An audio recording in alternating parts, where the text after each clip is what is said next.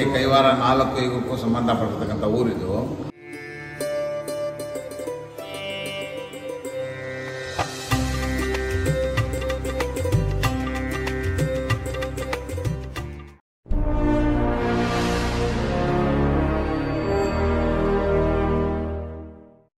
Hello ವೀಕ್ಷಕರೇ, ಎಲ್ರಿಗೂ ನಮಸ್ಕಾರ. Welcome back to my channel. ನಾನು ನಿಮ್ಮ ನವೀನ್. ನೀವು ನೋಡ್ತಿರೋದು ಚಿಲ್ ಸಿಟಿ ನವೀನ್ ಚಾನಲ್. ಇವತ್ತು ನಮ್ಮ ಚಾನಲ್ ಬರ್ತಿರೋ ವ್ಲಾಗ್ ಯಾವ್ದ್ರ ಬಗ್ಗೆ ಅಂದ್ರೆ, ಫ್ಯಾಮಿಲಿ ಔಟಿಂಗ್ಗೋಸ್ಕರ ಯಾವ್ದಾದ್ರು ಒಳ್ಳೆ ಪ್ಲೇಸ್ ನ ಹುಡುಕ್ತಿದ್ದೀರಾ, ಒನ್ ಡೇ ಟ್ರಿಪ್ಗೋಸ್ಕರ ವೆಯ್ಟ್ ಮಾಡ್ತಿದ್ದೀರಾ ಅಂದ್ರೆ ನಿಮ್ಗಳಿಗೋಸ್ಕರ ಈ ವಿಡಿಯೋದಲ್ಲಿ ನಾನು ತೋರಿಸ್ತಿರುವಂತ ಊರು ಬಂದು ಕೈವಾರ. ತುಂಬಾ ಜನ ಗೊತ್ತಿರುತ್ತೆ, ಸ್ವಲ್ಪ ಜನ ಗೊತ್ತಿರಲ್ಲ. ಇದು ಬೆಂಗಳೂರಿಂದ ಜಸ್ಟ್ 70 ಕಿಲೋಮೀಟರ್ ದೂರದಲ್ಲೇ ಇದೆ. ನೀವು ಹೊಸಕೋಟೆ ಎಚ್ ಕ್ರಾಸ್ ತನಕ ಬಂದು ಅಲ್ಲಿಂದ ಲೆಫ್ಟ್ ಹೊಡ್ಕೊಂಡು ಒಳಗಡೆ ಬಂದ್ರೆ ಸಾಕು, ನಿಮ್ಗೆ ಕೈವಾರ ಸಿಗ್ಬಿಡುತ್ತೆ. ಇಲ್ಲಿ ನಿಮ್ಗೆ ಎಲ್ಲಾ ತರವಾದ ಫೆಸಿಲಿಟೀಸ್ ಇರೋದ್ರಿಂದ ಆರಾಮಾಗಿ ಫ್ಯಾಮಿಲಿ ಜೊತೆ ಎಂಜಾಯ್ ಮಾಡಬಹುದು. ಇವಾಗ ನೀವು ನೋಡ್ತಿದ್ದೀರಲ್ಲ, ಇದೇ ದೇವಸ್ಥಾನ.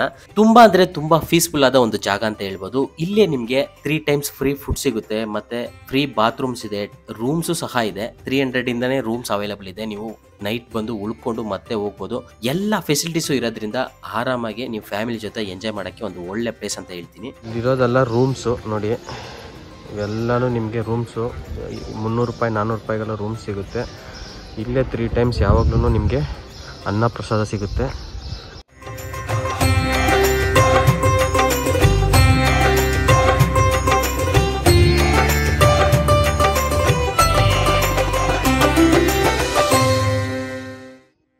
ಇದೇ ದೇವಸ್ಥಾನದ ಎಂಟ್ರೆನ್ಸು. ಇಲ್ಲಿರೋ ದೇವಸ್ಥಾನ ಬಂದು ಕೈವಾರ ತಾತಯ್ಯನ ದೇವಸ್ಥಾನ. ಈಗ ದೇವಸ್ಥಾನದ ಒಳಗಡೆ ಹೋಗ್ಬಿಟ್ಟು ಕೈವಾರ ತಾತಯ್ಯನವರ ದರ್ಶನ ಮಾಡಿಕೊಂಡು ಬರೋಣ ಬನ್ನಿ. ಅದಾದ್ಮೇಲೆ ಇಲ್ಲಿರುವ ದೇವಸ್ಥಾನದ ಪೂಜಾರಿಗಳು ಈ ಕೈವಾರ ತಾತಯ್ಯ ಮತ್ತೆ ಕೈವಾರದ ಚರಿತ್ರೆ ಬಗ್ಗೆ ಫುಲ್ ಆಗಿ ಹೇಳ್ತಾರೆ. ಅದನ್ನು ನೆಕ್ಸ್ಟ್ ನೋಡೋಣ. ಈಗ ದರ್ಶನ ಪಡ್ಕೊಳ್ಳಿ.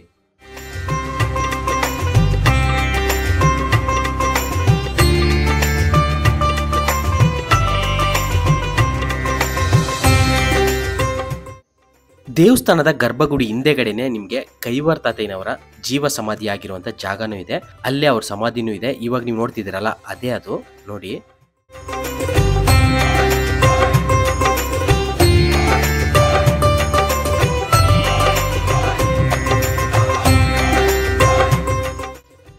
ದೇವಸ್ಥಾನದ ಒಳಗಡೆ ಹೋಗ್ಬೇಕಾದ್ರೆ ದೇವಸ್ಥಾನದ ಸುತ್ತ ಈ ತರ ಫೋಟೋಗಳಿಟ್ಟಿದ್ದಾರೆ. ಈ ಫೋಟೋಗಳು ಒಂದೊಂದು ಫೋಟೋನು ಒಂದು ಕತೆ ಹೇಳುತ್ತೆ. ಕೈವಾರ ತಾತಯ್ಯನವರ ಚರಿತ್ರೆ ಇದೆಯಲ್ಲ, ಅದನ್ನ ಎಲ್ಲದನ್ನು ಬಿಡಿಸಿ ಫೋಟೋಗಳಾಗಿ ಇಟ್ಟಿದ್ದಾರೆ. ನೀವೇನಾದ್ರೂ ಮೂವಿ ನೋಡಿದ್ರೆ ಈ ಫೋಟೋಸ್ನ ಈಸಿಯಾಗಿ ರಿಲೇಟ್ ಮಾಡ್ಬೋದು. ಈಗ ಈ ದೇವಸ್ಥಾನದ ಚರಿತ್ರೆ ಬಗ್ಗೆ ಪೂಜಾರಿ ಅವರು ಕ್ಲಿಯರ್ ಆಗಿ ಎಕ್ಸ್ಪ್ಲೈನ್ ಮಾಡ್ತಾರೆ. ಕ್ಲೀನಾಗಿ ಕೇಳಿ. ಒಂದು 5 ನಿಮಿಷ ಇರುತ್ತೆ ಅದು. ನಿಮ್ಗೇನಾದ್ರೂ ಇಷ್ಟ ಇಲ್ಲ ಅಂದರೆ ಖಂಡಿತ ಸ್ಕಿಪ್ ಮಾಡಿ ನೆಕ್ಸ್ಟು ಎಲ್ಲಿ ಹೋಗ್ತೀವಂತ ನೋಡ್ಬೋದು. ಈಗ ಚರಿತ್ರೆ ಬಗ್ಗೆ ನೋಡ್ಕೊಬರೋಣ ಬನ್ನಿ. ಕೈವಾರ ಬಗ್ಗೆ ಈ ಕೈವಾರ 4 ಯುಗಕ್ಕೂ ಸಂಬಂಧಪಟ್ಟಿರ್ತಕ್ಕಂಥ ಊರಿದು. ಶ್ರೀ ಕ್ಷೇತ್ರ ಕೈವಾರ. ಈ ಕೈವಾರದಲ್ಲಿ ಕೃತ, ತ್ರೇತ, ದ್ವಾಪರ, ಕಲಿಯುಗ 4 ಯುಗಕ್ಕೂ ಸಂಬಂಧಪಟ್ಟಿರ್ತಕ್ಕಂಥ ಊರು ಈ ಕೈವಾರ. ಕೃತಯುಗದಲ್ಲಿ ದೇವೇಂದ್ರ ಉತ್ರಾಸುರ ಅನ್ನೋ ರಾಕ್ಷಸ ಸಂಹಾರ ಮಾಡ್ತಾನೆ. ಈ ರಾಕ್ಷಸನ ಸಂಹಾರ ಮಾಡಿದ್ದಕ್ಕೆ ಬ್ರಹ್ಮದೋಷ ಅವರಿಗೆ ಪ್ರಾಪ್ತವಾಗುತ್ತೆ. ಅದಕ್ಕೆ ಪ್ರಾಯಶ್ಚಿತ್ತವಾಗಿ ಪಂಚನಾರಾಯಣ ವಿಗ್ರಹಗಳನ್ನು ಪ್ರತಿಷ್ಠೆ ಮಾಡ್ತಾರೆ ದೇವೇಂದ್ರ. 3 ದೇವರುಗಳ ಸಹಾಯದಿಂದ ಕೈವಾರ ಅಮರನಾರಾಯಣ, ಯಗೋಕೋಟ ವೀರನಾರಾಯಣ, ಬೋಧಗೆರೆ ದೇಶನಾರಾಯಣ, ಎಲ್ಲೋಡಾರಾಯಣ, ಸತ್ಯಾಪುರ ಲಕ್ಷ್ಮಣ ಅಂತ ಅಂದ್ಬಿಟ್ಟು 5 ಜಾಗಗಳಲ್ಲಿ ಪಂಚನಾರಾಯಣ ವಿಗ್ರಹಗಳನ್ನು ಪ್ರತಿಷ್ಠೆ ಮಾಡಿದ್ರು ದೇವೇಂದ್ರ. ಅದರಲ್ಲಿ ಕೈವಾರದಲ್ಲಿ ಅಮರನಾರಾಯಣ ಸ್ವಾಮಿ ಪ್ರಸಿದ್ಧಿಯಾಗಿದೆ. ಇದು ಬಿಟ್ಟರೆ ತ್ರೇತಾಯುಗದಲ್ಲಿ ಸೀತಾರಾಮ ಲಕ್ಷ್ಮಣ ಮಾತ್ರ ಅರಣ್ಯವಾಸಕ್ಕಾಗಿ ಬಂದಾಗ ಅಮರನಾರಾಯಣ ಸ್ವಾಮಿಯನ್ನು ಪೂಜೆ ಮಾಡ್ತಾರೆ. ಅದನ್ನು ನೀವು ಕಲ್ಲಿನ ಕೆತ್ತನೆ ಇದೆ ನೋಡ್ಬೋದು ದೇವಸ್ಥಾನಗಳು. ಅಮರನಾರಾಯಣ ಸ್ವಾಮಿ ದೇವಸ್ಥಾನದೊಳಗೆ ಕಲ್ಲಿನ ಕೆತ್ತನೆ. ಸೀತಾರಾಮ ಲಕ್ಷ್ಮಣ ಮಾತ್ರ ಇದೆ. ಆ ಕಡೆ ಈ ಕಡೆ ಗಿಡ ಮರ ಇರುತ್ತೆ, ಅದು ಅರಣ್ಯ ರಾಮ ಅಂತ ಅದು ನೋಡ್ಬೋದು. ಅಲ್ಲಿಗೆ ಹನುಮಂತ ಇನ್ನೂ ಅವ್ರಿಗೆ ಖರ್ಚಾಗಿರಲ್ಲ, ಅಲ್ಲಿ ಹನುಮಂತನ ವಿಗ್ರಹ ಕೂಡ ಇಲ್ಲ, ಅದನ್ನು ಗಮನಿಸ್ಬೋದು. ಇದು ಬಿಟ್ಟರೆ ತ್ರೇತಾಯುಗದಲ್ಲಿ ನಮ್ಮ ಕೃತಯುಗದಲ್ಲಿ ದೇವೇಂದ್ರನು ಅಮರನಾರಾಯಣ ಸ್ವಾಮಿ ಪ್ರತಿಷ್ಠೆ ಮಾಡಿದಾಗ ಅಲ್ಲಿ ದ್ವಾರಪಾಲಕರಿಲ್ಲ. ಈ ಅಮರನಾರಾಯಣ ಸ್ವಾಮಿ ನೀವು ಗಮನಿಸ್ಬೋದು. ಅವರು ಭೂಲೋಕದಲ್ಲಿ ಹಿರಣ್ಯಾಕ್ಷ ಹಿರಣ್ಯಕಶಿಪುಗಳಾಗಿ ಭೃಗು ಮಹರ್ಷಿಯ ಒಂದು ಶಾಪದಿಂದ ಭೂಲೋಕದಲ್ಲಿ ಜನಿಸಿರ್ತಾರೆ, ಅದನ್ನು ಗಮನಿಸ್ಬೋದು. ಕೃತಾತ್ರೇತಾಯುಗ. ಈಗ ದ್ವಾಪರ ಯುಗದಲ್ಲಿ ಪಂಚಪಾಂಡವರು ಅರಿಗಿನ ಮನೆಯಿಂದ ತಪ್ಪಿಸ್ಕೊಂಡು ಏಕಚಕ್ರಪುರಕ್ಕೆ ಬರ್ತಾರೆ. ಕೈವಾರನೇ ಏಕಚಕ್ರಪುರ. ಈ ಏಕಚಕ್ರಪುರನ ಹೆಸರು ಯಾಕಪ್ಪ ಬಂತು ಈ ಊರಿಗೆ ಅಂತ ಹೇಳಿದ್ರೆ, ಸೂರ್ಯನ ಪುತ್ರಿ ಯಮುನಾ ನದಿ ಅಮರನಾರಾಯಣ ಸ್ವಾಮಿಗೆ ಅಭಿಷೇಕಕ್ಕೆ ಜಲವಾಗಿ ಆ ಅಮ್ಮ ಹರಿತಾ ಇರ್ತಾಳೆ ನದಿಯಾಗಿ. ಆ ಯಮುನಾ ದೇವಿಯನ್ನು ಮಾತಾಡಿ ಅಮರನಾರಾಯಣ ಸ್ವಾಮಿ ದರ್ಶನಾರ್ಥವಾಗಿ ಒಂದು ಕ್ಷಣಕಾಲ ಆಕಾಶದಲ್ಲಿ ಸೂರ್ಯ ತನ್ನ ರಥವನ್ನು ನಿಲ್ಲಿಸಿದಾಗ ಒಂದು ಚಕ್ರದ ನೆರಳು ಮಾತ್ರ ಈ ಊರಿನ ಮೇಲೆ ಬೀಳುತ್ತೆ. ಅದಕ್ಕೋಸ್ಕರ ಈ ಊರಿಗೆ ಏಕಚಕ್ರಪುರ ಅನ್ನೋ ಹೆಸರು. ಈ ಒಂದು ಏಕಚಕ್ರಪುರದಲ್ಲಿ ಪಂಚಪಾಂಡವರು ಅರಗಿನ ಮನೆಯಿಂದ ತಪ್ಪಿಸ್ಕೊಂಡು ಇಲ್ಲಿ ಬಂದು ಅಜ್ಞಾತವಾಸ ಮಾಡ್ತಾ ಇರ್ತಾರೆ. ಯಾವಾಗ ಆ ಏಕಚಕ್ರಪುರ ಅನ್ನೋ ಈ ಊರಿಗೆ ಬಂದ್ಬಿಟ್ಟು ಇಲ್ಲಿ ಭಿಕ್ಷಾಟನೆ ಮಾಡಿಕೊಂಡು ಮಾರುವೇಷದಲ್ಲಿ ಇಲ್ಲಿ ಮಾಡ್ತಾ ಇರ್ತಾರೆ. ಬಕಾಸುರನ ರಾಕ್ಷಸ ಒಬ್ಬನು ಇರ್ತಾನೆ ಇಲ್ಲಿ. ಅವನಿಗೆ ಒಂದು ಬಡ್ಡಿ ರಾಗಿ ಮುದ್ದೆ 2 ಎಮ್ಮೆ ಒಬ್ಬ ಮನುಷ್ಯ ಪ್ರತಿದಿನ ಆಹಾರ ಹೋಗಬೇಕಾಗಿತ್ತು. ಆ ರೀತಿಯಾಗಿ ಹೋದಾಗ ಈ ಭೀಮನ ಸರ್ದಿ ಬಂದಾಗ ಭೀಮ ಹೋದಾಗ ಬಕಾಸುರನಿಗೆ ವಾದೋಪವಾದ ನಡೆದು ಭೀಮ ಬಕಾಸುರನ ಸಂಹಾರ ಮಾಡ್ತಾರೆ. ಅದಕ್ಕೆ ಪ್ರಾಯಶ್ಚಿತ್ತವಾಗಿ ಪಂಚಪಾಂಡವರು ಸೇರಿ ಪಂಚಲಿಂಗೇಶ್ವರ ದೇವಸ್ಥಾನ ಅಂತ ಹೇಳಿ ಮಾಡಿದ್ರು. ಧರ್ಮಲಿಂಗ, ಅರ್ಜುನಲಿಂಗ, ಭೀಮಲಿಂಗ, ನಕುಲಿಂಗ, ಸಹದೇವಲಿಂಗ. ಭೀಮ ಬಕಾಸುರನ ವಧೆ ಮಾಡ್ತಾನೆ, ಅವನಿಗೆ ಹೆಚ್ಚಿನ ಪಾಪ ಇರುತ್ತೆ. ಆದ್ದರಿಂದ ಭೀಮ ಪ್ರತಿಷ್ಠೆ ಮಾಡಿರ್ತಕ್ಕಂಥ ಲಿಂಗ ಭಾಳ ದೊಡ್ಡದು. ಉಳಿದ 4 ಲಿಂಗಗಳು ಚಿಕ್ಕವು, ಅದು ಗಮನಿಸ್ಬೋದು. ಇದು ಬಿಟ್ಟರೆ ಕೈವಾರದಲ್ಲಿ ಕಲಿಯೋದಕ್ಕೆ ನಮ್ಮ ಕೈವಾರ ತಾತಯ್ಯನವರು ಇವರು 1726ರಲ್ಲಿ ಜನ, 1836ರಲ್ಲಿ ಇವರು ಜೀವ ಸಮಾಧಿ ಪ್ರವೇಶ. ಈ ಮಧ್ಯಕಾಲದಲ್ಲಿ 60ನೇ ವರ್ಷದಲ್ಲಿ ಸಂಸಾರವನ್ನು ತ್ಯಜಿಸಿ ಬಳೆ ವ್ಯಾಪಾರ ಮಾಡ್ತಾ ಮನೆಗೆ ಹೋಗಿ ಬಳೆ ತುಡಿಸಿ ಅವ್ರಾಗ ಅವ್ರು ಕಾಸು ಕೊಟ್ಟರೆ ತೊಗೊಳ್ಳೋರು, ಇಲ್ಲ ಹಾಗೆ ಬಂದ್ಬಿಡೋರು. ಈ ರೀತಿಯಾಗಿ ಊಟ ತಿಂಡಿ ಬಟ್ಟೆಗೆ ಕಷ್ಟ ಆಗುತ್ತೆ. ಆಗ ಹೆಂಡತಿ ಮಕ್ಕಳನ್ನು ಹೊರಗೆ ಹಾಕ್ತಾರೆ. ಸರಿ, ಯಥಾ ರೀತಿಯಾಗಿ ಸಾಲ ಮಾಡ್ಕೊಂಡು ಆಂಧ್ರದ ಕಡೆ ವ್ಯಾಪಾರಕ್ಕಾಗಿ ಹೋಗ್ತಾರೆ. ಆಂಧ್ರದಲ್ಲಿ ಚಿತ್ತೂರು ಹತ್ರ ವ್ಯಾಪಾರ ಮುಗಿಸ್ಕೊಂಡು ವಾಪಸ್ ಬರಬೇಕಾದ್ರೆ ಮೊಗಳಿ ವೆಂಕಟಗಿರಿ ಕಡೆ ಅಂತ ಒಂದು ದೇವಸ್ಥಾನ ಕಾಡಿನಲ್ಲಿ, ಆ ಮೊಗಳಿ ವೆಂಕಟಗಿರಿ ಕಣಿವೆ, ಆ ಕಾಡಿನಲ್ಲಿ ಮೊಗಳೀಶ್ವರ ಟೆಂಪಲ್, ಆ ದೇವಸ್ಥಾನದ ಒಳಗೆ ಪರದೇಶ ಸ್ವಾಮಿ ಅಂತ ಒಬ್ಬ ಗುರುಗಳನ್ನು ಇವರು ಸಂದರ್ಶನ ಮಾಡ್ತಾರೆ.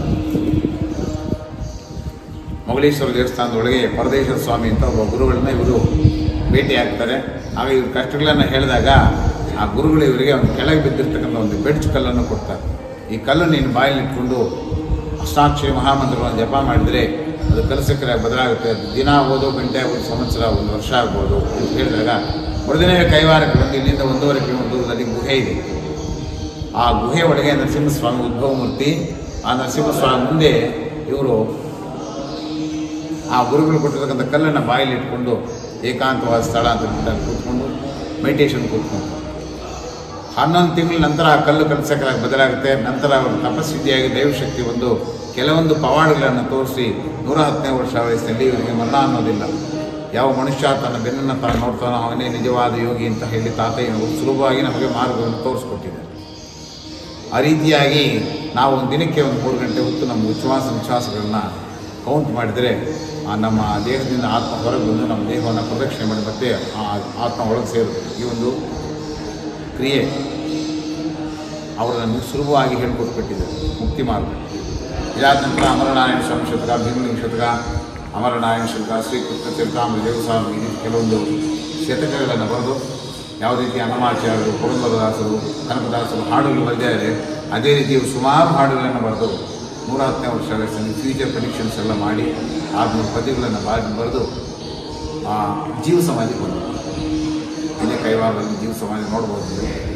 ಸ್ವಾಮಿಗಳು ತಾತನವರು 1726 ಜನ 1836 ಜೀವ ಸಮಾಧಿ ಪ್ರವೇಶ. ಓಕೆ, ಥ್ಯಾಂಕ್ಸ್ ಸ್ವಾಮಿ. ತುಂಬ ಥ್ಯಾಂಕ್ಸ್. Thank you. ಕೈವಾರದ ಫುಲ್ ಚರಿತ್ರೆ ಬಗ್ಗೆ 5 ನಿಮಿಷ ಟೈಮ್ ಕೊಟ್ಟು ಎಲ್ಲರೂ ವಿಡಿಯೋನ ಕ್ಲಿಯರ್ ಆಗಿ ನೋಡಿರ್ತೀರಂತ ನಾನು ಅನ್ಕೊಂಡಿದ್ದೀನಿ. ಈಗ ಕೈವಾರದಲ್ಲಿ ಪ್ರಸಾದ ತಿನ್ಕೊಂಡು ನೆಕ್ಸ್ಟ್ ಯಾವ ಪ್ಲೇಸ್ಗೆ ಹೋಗೋಣ ಅಂತ ನೋಡೋಣ ಬನ್ನಿ.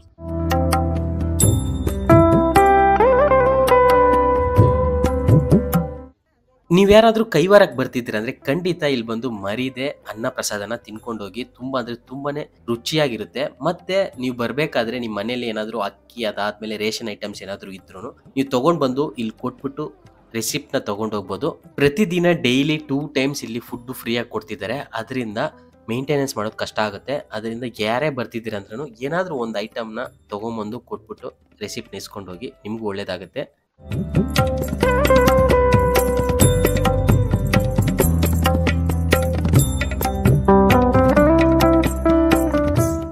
ದೇವಸ್ಥಾನದ ಪಕ್ಕದಲ್ಲೇ ನಿಮಗೆ ಅಂಗಡಿಗಳಿರೋದ್ರಿಂದ ಪೂಜಾ ಐಟಮ್ಸ್ ಎಲ್ಲ ಇಲ್ಲೇ ಸಿಗುತ್ತೆ. ಮತ್ತೆ ಇವಾಗ ನಿಮ್ಗೆ ಒಂದು ಬೆಟ್ಟ ಕಾಣ್ತಿರುತ್ತೆ, ಅದೇ ಭೀಮ ಬಕಾಸುರನ ಬೆಟ್ಟ. ಆ ಬೆಟ್ಟದ ಹಿಂದೆ ದೊಡ್ಡ ಕಥೆನೇ ಇದೆ. ಆ ಕಥೆ ನಿಮ್ಗೆ ಆಲ್ರೆಡಿ ಒಂದು ವಿಡಿಯೋಲಿ ಎಕ್ಸ್ಪ್ಲೇನ್ ಮಾಡಿದೀನಿ. ಇದೇ ಆ ಬೆಟ್ಟಕ್ಕೆ ಹೋಗುವಂತ ದಾರಿ. ಆ ವಿಡಿಯೋ ಲಿಂಕ್ ಬಂದು ಡಿಸ್ಕ್ರಿಪ್ಷನ್ ಕೊಟ್ಟಿರ್ತೀನಿ, ಹೋಗಿ ಚೆಕ್ ಮಾಡ್ಕೋಬಹುದು. ಇವಾಗ ನಾವು ಗವಿ ದೇವಸ್ಥಾನಕ್ಕೆ ಹೋಗ್ತಿದೀವಿ. ಗವಿ ದೇವಸ್ಥಾನ ಬಂದು ಕೈವಾರ ಇಂದ ಒಂದು 1.5 ಕಿಲೋಮೀಟರ್ಸ್ ಮಾತ್ರನೇ ಆಗುತ್ತೆ. ಇಲ್ಲೇ ನಿಮ್ಗೆ ಕೈವಾರ ಹಿಲ್ ಅಂತ ಒಂದು ಟ್ರೆಕ್ಕಿಂಗ್ ಪಾಯಿಂಟ್ ಇದೆ. ತುಂಬಾ ಜನ ಬರ್ತಿರ್ತಾರೆ. ಬೇಕಾದ್ರೆ ಒನ್ ಟೈಮ್ ಬಂದು ನೀವು ಎಕ್ಸ್ಪ್ಲೋರ್ ಮಾಡ್ಕೊಂಡು ಹೋಗ್ಬೋದು. ತುಂಬಾ ಅಂದ್ರೆ ತುಂಬಾ ಚೆನ್ನಾಗಿರುತ್ತೆ. ಬಟ್ ಮಾರ್ನಿಂಗ್ ಟೈಮ್ಸೇ ಬನ್ನಿ. ಈಗ ಗವಿ ದೇವಸ್ಥಾನಕ್ಕೆ ಹೋಗೋಣ ಬನ್ನಿ.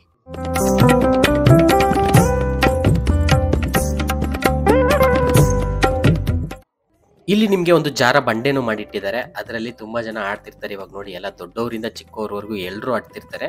ಇಲ್ಲಿಂದ ವ್ಯೂ ಅಂತೂ ತುಂಬಾ ಅಂದ್ರೆ ತುಂಬಾ ಸಖತ್ತಾಗಿರುತ್ತೆ. ಅದಾದ್ಮೇಲೆ ನಿಮ್ಗೆ ತೋರಿಸ್ತೀನಿ. ಇಲ್ಲೇ ನಿಮ್ಗೆ ಗವಿ ದೇವಸ್ಥಾನ ಇದೆ. ಇವಾಗ ನಾವು ಹೋಗ್ತಿದೀವಲ್ಲ, ಅದೇ ಆ ದೇವಸ್ಥಾನ. ಇದು ಒಂದು ಬಂಡೆ ಒಳಗಡೆ ಇರುವಂತ ದೇವಸ್ಥಾನ. ನೀವು ನೋಡ್ಬೋದು, ಕಲ್ಲೆಲ್ಲ ಇದೆ. ಕ್ಲಿಯರ್ ಆಗಿ ಕ್ಯಾಪ್ಚರ್ ಮಾಡಕ್ಕಾಗಲ್ಲ. ಹಳೆ ವಿಡಿಯೋ ಯಾವ್ದಾದ್ರು ಇದ್ರೆ ನಿಮ್ಗೆ ಹಾಕಿ ತೋರಿಸ್ತೀನಿ. ಇವು ನೋಡಿ, ಇವು ನೋಡಿದ್ರೆ ಆ್ಯಕ್ಚುಲಿ ಇಲ್ಲಿ ಕಾಣಿಸ್ತಿದೆಯಲ್ಲ, ಇದೇ ಕೈವಾರ ಬೆಟ್ಟ. ಮೇಲೆ ಟ್ರೆಕ್ ಮಾಡೋಕ್ಕೆ ತುಂಬ ಜನ ಹೋಗ್ತಿರ್ತಾರೆ. ಬೆಳಗ್ಗೆ ಬೇಗ ಬಂದರೆ ನೀವು ಟ್ರೆಕ್ ಮಾಡೋಕ್ಕೆ ಹೋಗ್ಬೋದು. ಬೇಕಾದರೆ ಒಂದು ಟ್ರೈ ಮಾಡಿ. ಆ ಕಡೆ ಇರೋದಲ್ಲ ಭೀಮಬಕಾಸುರನ ಬೆಟ್ಟ ಅದಲ್ಲ. ಇಲ್ಲೇ ನಿಮಗೆ ಕೈವಾರ ತಾತಯ್ಯನವರ ಮೆಡಿಟೇಷನ್ ಹಾಲು ಸಹ ಇದೆ. ಒಳಗಡೆ ಹೋದ ತಕ್ಷಣ ಒಂದು ತುಂಬಾ ಕೂಲ್ ಆಗಿ ಫೀಲ್ ಆಗುತ್ತೆ. ತುಂಬಾ ಸೈಲೆಂಟ್ ಆಗಿರುತ್ತೆ. ತುಂಬಾ ಜನ ಮೆಡಿಟೇಷನ್ ಮಾಡಕ್ ಬರ್ತಿರ್ತಾರೆ. ಇಲ್ಲಿ ನೋಡಿ ಯಾವ ತರ ಇದೆಯಂತ. ಸೂಪರ್ ಆಗಿದೆಯಲ್ಲ.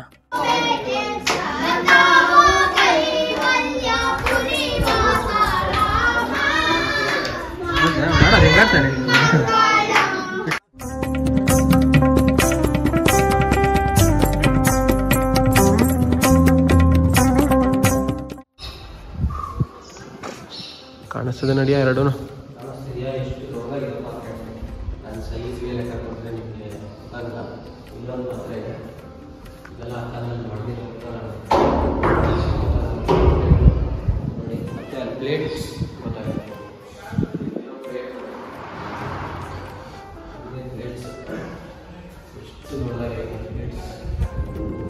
ಅದರಲ್ಲಿ ಕಲಸಕ್ಕೋಸ್ಕರ ಇದನ್ನ ಇಟ್ಟಿದ್ದಾರೆ. ಇದು ಕಲಸಕ್ಕೆ ಯೂಸ್ ಮಾಡ್ತಿದ್ದಂಥ ಐಟಮ್ಸ್. ಎಷ್ಟು ದೊಡ್ಡದಾಗಿದೆ ನೋಡಿ. ಮತ್ತೆ ಆಂಜನೇಯನ ವಿಗ್ರಹ. ಇಲ್ಲಿ ನಿಮಗೆ ಕೋತಿಗಳನ್ನ ತುಂಬಾನೇ ನೋಡ್ಬೋದು. ಅದರಿಂದ ನೀವೇನಾದ್ರೂ ಬರ್ಬೇಕಾದ್ರೇನೆ ಬಾಳೆಹಣ್ಣು ಮತ್ತೆ ಏನಾದ್ರೂ ಹಣ್ಣುಗಳನ್ನ ತಗೊಂಡ್ಬಂದು ನೀವು ಇಲ್ಲಿ ಕೊಡ್ಬೋದು. ಇಲ್ಲಿ ಮುಗಿಸ್ಕೊಂಡು ನಾವು ಹೋಗ್ತಿರೋದು ಬಂದು ಕೈಲಾಸಗಿರಿ ಬೆಟ್ಟ ಅಂತ. ಅಲ್ಲಿ ನಿಮ್ಗೆ ದೇವಸ್ಥಾನ ಬಂದು ಕಲ್ಲು ಒಳಗಡೆ ಕೆತ್ಬಿಟ್ಟು ಮಾಡಿರ್ತಾರೆ. ತುಂಬಾ ಅಂದ್ರೆ ತುಂಬಾನೇ ಸಖತ್ತಾಗಿರುತ್ತೆ. ಬನ್ನಿ ಹೋಗೋಣ ಅಲ್ಲಿಗೆ. ಈಗ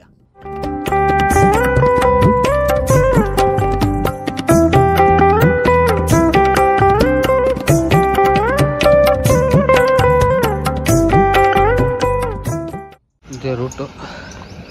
ಹಿಂಗೆ ಬಂದರೆ ಇದೆ ನೋಡಿ, ಬೆಟ್ಟ. ಹಾಂ,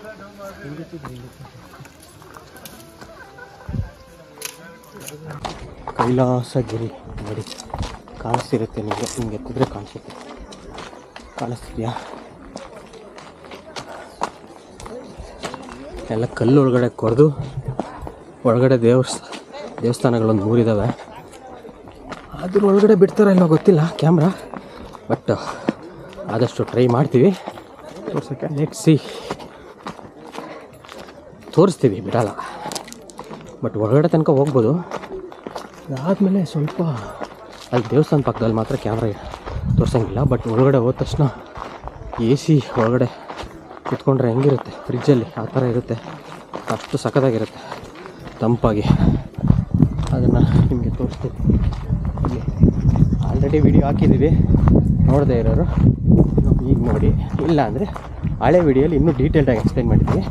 ಮತ್ತೆ ಅದನ್ನು ಎಕ್ಸ್ಪ್ಲೈನ್ ಮಾಡೋಕ್ಕಾಗಲ್ಲ. ಅದಕ್ಕೋಸ್ಕರ ಈಗ ಜಸ್ಟ್ ವಿಡಿಯೋ ಮಾತ್ರ ಅಪ್ಲೋಡ್ ಮಾಡ್ತಿದ್ದೀವಿ, ನೋಡ್ಕೊಳ್ಳಿ.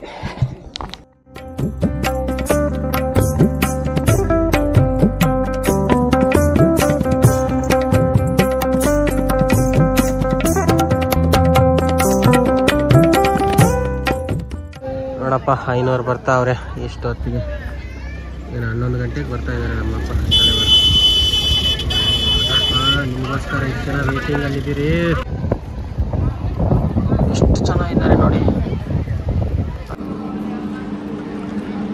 ಎಷ್ಟು ದೊಡ್ಡದಾಗಿದೆ ನೋಡಿ. ಈಗ ನಿಮ್ಮನ್ನ ಒಳಗಡೆ ಕರ್ಕೊಂಡೋಗಿ ಯಾವ ತರ ಇದೆ ಅಂತ ತೋರಿಸ್ತೀನಿ. ಬಂಡೆ ಒಳಗಡೆ ಫುಲ್ ಅಂಡ್ ಫುಲ್ ಕ್ಲೀನ್ ಆಗಿ ಕೊರ್ದು ಕ್ಲಿಯರ್ ಆಗಿ ಒಂದು ಒಳ್ಳೆ ಮನೆ ಇದ್ರೆ ಹೆಂಗಿರುತ್ತೆ ಆ ತರ ಮಾಡಿಟ್ಟಿದ್ದಾರೆ. ಸಖತ್ತಾಗಿದೆ ಮಾತ್ರ.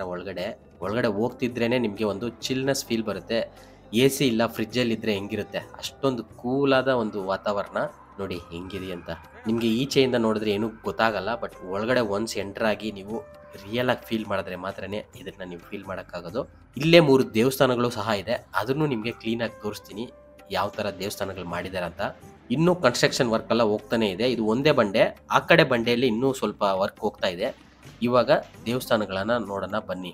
ಇಲ್ಲಿ ನಿಮಗೆ 3 ದೇವಸ್ಥಾನಗಳಿದೆ. ಒಂದು ಗಣಪತಿ ದೇವಸ್ಥಾನ ಮತ್ತು ಶಿವನ ದೇವಸ್ಥಾನ, ಅದಾದಮೇಲೆ ಇನ್ನೊಂದು ಯಾವುದಂತ ಸರಿಯಾಗಿ ಗೊತ್ತಿಲ್ಲ. ನಿಮ್ಗೇನಾದರೂ ಗೊತ್ತಿದ್ರೆ ಖಂಡಿತ ಕಮೆಂಟ್ಸಲ್ಲಿ ಹೇಳಿ. ನೋಡಿ, ಈಗ ಒಂದೊಂದು ದೇವಸ್ಥಾನಗಳಾಗಿ ನೋಡಿ ದರ್ಶನ ಪಡ್ಕೊಳ್ಳಿ.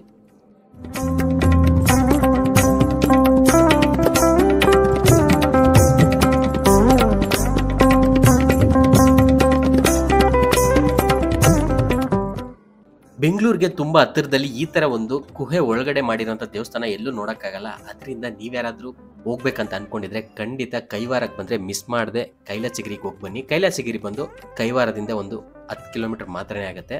ಮಿಸ್ ಮಾಡದೆ ಹೋಗಿ ಬನ್ನಿ.